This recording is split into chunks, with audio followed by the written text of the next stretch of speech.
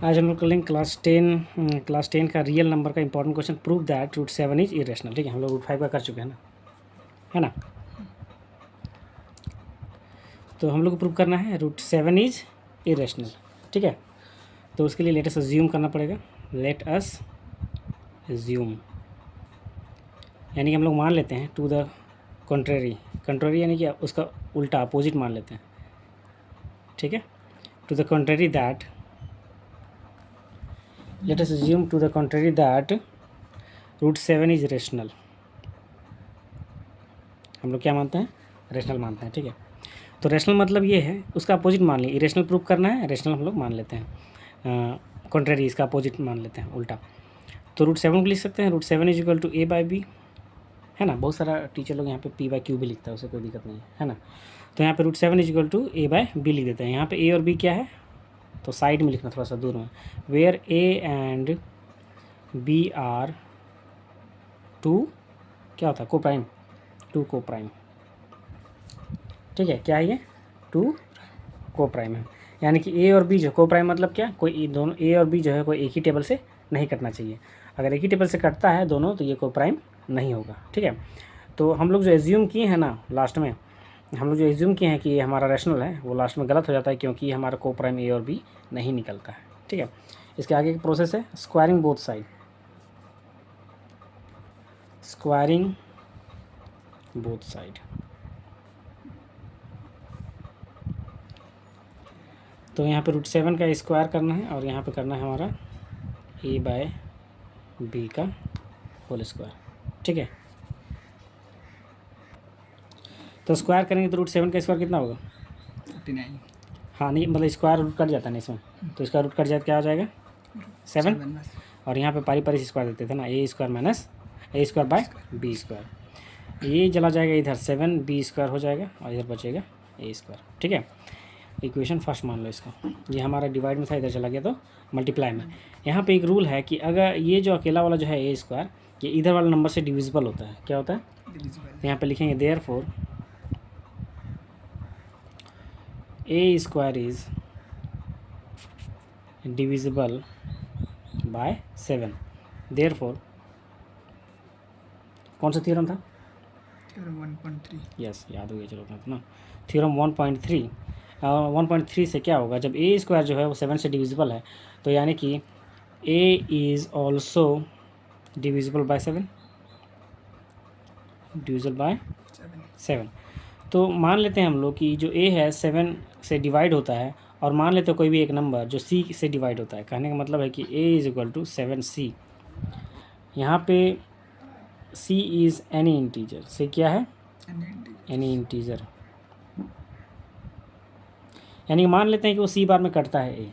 ठीक है, तो ए इज टू क्या लिख देते हैं हम लोग 7c, यानी कि दोनों को मल्टीप्लाई करेंगे तो ए आएगा इस टाइप का। तो सी हम लोग कोई भी नंबर मान लिया जाए। एग्जैक्ट तो ए का वैल्यू पता नहीं ना है कि कितना है, 15 है कि 14 है कि 18 है 19 है, तो इसीलिए हम लोग सी मान लेते हैं कि सी बार में ए जो है कटा है 7 के टेबल में।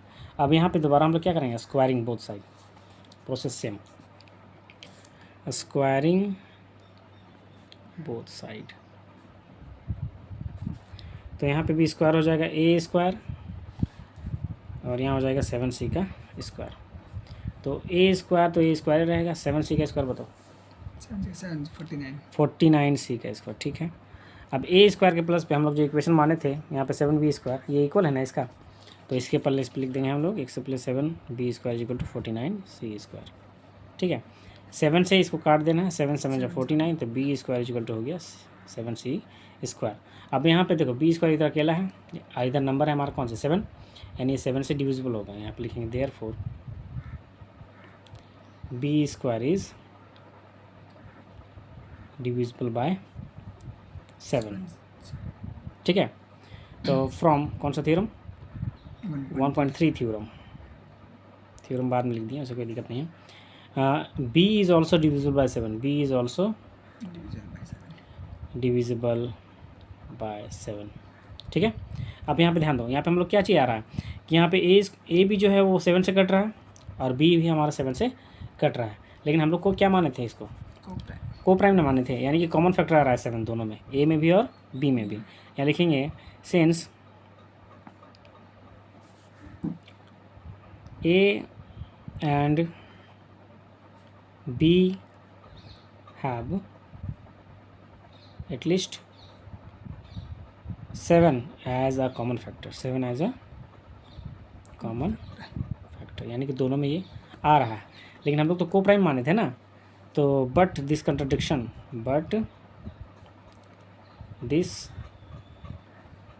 contradicts the fact that a and b are coprime, लेकिन इसका अपोजिट बन रहा है ना कि ए और बी जो है वो को प्राइम है, एंड बी आर को प्राइम। सो इसको शॉर्ट में कर देते हैं, आवर कॉन्ट्राडिक्शन इज रॉन्ग, है ना, कॉन्ट्राडिक्शन इज रॉन्ग, ऐसे कर देते हैं, ठीक है। हमारा जो मानना है वो क्या हो रहा है, गलत हो रहा है, ठीक है। तो क्या गलत हो रहा है, दैट कि √7 इज रैशनल, यही मानने था ना कि रैशनल है, ये गलत हो रहा है। हेंस जब ये रैशनल नहीं निकला तो क्या निकला, √7 इज इरैशनल, ठीक है। नेक्स्ट इंपॉर्टेंट क्वेश्चन बनता है इसमें, सो दैट 5 - √3 इज इरैशनल, ठीक है। इस टाइप का क्वेश्चन भी इंपॉर्टेंट है। तो इसको हम लोग कैसे करते हैं, सबसे पहले इसको भी सेम मानना पड़ेगा, ये थोड़ा सा छोटा बनेगा। Let us assume to the contrary, contrary मतलब उसका अपोजिट मान लेते हैं, ठीक है। टू द कॉन्ट्रेरी दैट, हम लोग मान लेते हैं कि ये जो है 5 - √3 रैशनल है, ठीक है। तो रैशनल है तो इसको भी लिख सकते हैं हम लोग 5 - √3 इज इक्वल टू A/B के फॉर्म में, है ना। यहाँ पर स्टेटमेंट लिखना पड़ेगा जो लिखते हो, where A and B are coprime, ठीक है। अब ध्यान दो, इसमें स्क्वायरिंग नहीं करते, इस टाइप के क्वेश्चन में क्या करते हैं हम लोग, जो नंबर है ना जिसमें रूट है उसको नहीं, जो अदर्स नंबर है उसको राइट साइड भेज दो। तो इधर क्या आएगा हमारा, एक काम करते, ये माइनस में है ना, तो प्लस मिलाने के लिए इसी को भेज दो उधर, और ये जो है ना -A/B लेके आ जाओ, ये प्लस में है, इधर आया तो माइनस में, और ये माइनस में है ना, हो गया तो राइट साइड प्लस में, प्लस साइन लिखा नहीं जाता, छुपा हुआ रहता है, ठीक है। तो क्या किया हम, इसको लेफ्ट साइड लेके आ गए, इसको उतारने के बाद इसको लेफ्ट साइड लेके आ गए, साइन बदल के प्लस में है माइनस में आया, और ये माइनस में था उधर गया तो प्लस में आ गया, यानी ये जो हमारा इक्वेशन निकला है, इसको आगे सॉल्व नहीं करेंगे। यहाँ पे ए और बी क्या था, कोई भी नंबर था ना, को प्राइम नंबर इंटीजर से, तो लिखेंगे यहाँ पे कि since A and B are integers, तो वी गेट, हम लोग पाते हैं कि जब ये नंबर है कोई भी, यानी कि ये पूरा एक क्या होगा, रेशनल नंबर होगा, तो we get 5 - A/B is a rational, क्या होगा, is a rational, and so, और इसीलिए जब ये रेशनल है और ये बराबर है किसके, √3 के, तो √3 इज़ ऑल्सो रेशनल, √3 भी क्या होगा, रेशनल होगा। लेकिन रूट में जो भी रहता है वो क्या होता है, इरेशनल होता है ना, बट दिस कॉन्ट्राडिक्ट्स, यानी कि अपोज करता है कि द फैक्ट, यानी कि जो तथ्य है उसका अपोज करता है कि ये तो इरेशनल है, दैट √3 इज़ इरेशनल। यहाँ से तो रेशनल निकल रहा है, ठीक है, लेकिन हम लोग जानते हैं इसका अपोज कि ये तो इरेशनल है, ठीक है। तो हम लोग लिख देंगे, एंडिंग कर देंगे कि दिस कॉन्ट्राडिक्शन हैज़ अराइजन, यानी ये निकल के आ रहा है कि बिकॉज ऑफ आवर, हमारा जो इनकरेक्ट एज्यूम्पशंस था, जो कि माने थे हम लोग, इनकरेक्ट एजम्पशन दैट, हम लोग जो माने थे कि हमारा 5 - √3 जो है वो रेशनल है, वो गलत हो रहा है ना, इज़ रैशनल, ये उसका अपोज कर रहा है, यानी कि उसका उल्टा आ गया है, ठीक है, कि ये तो हमारा रेशनल है, लेकिन √3 ये हमारा रेशनल बन रहा है, तो ये इसका इक्वल, तो ये भी रेशनल होना चाहिए, लेकिन √3 वाला तो इरेशनल होता है ना, तो हमारा मानना गलत हो रहा है।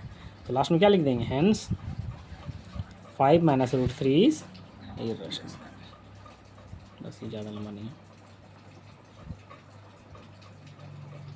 ठीक है।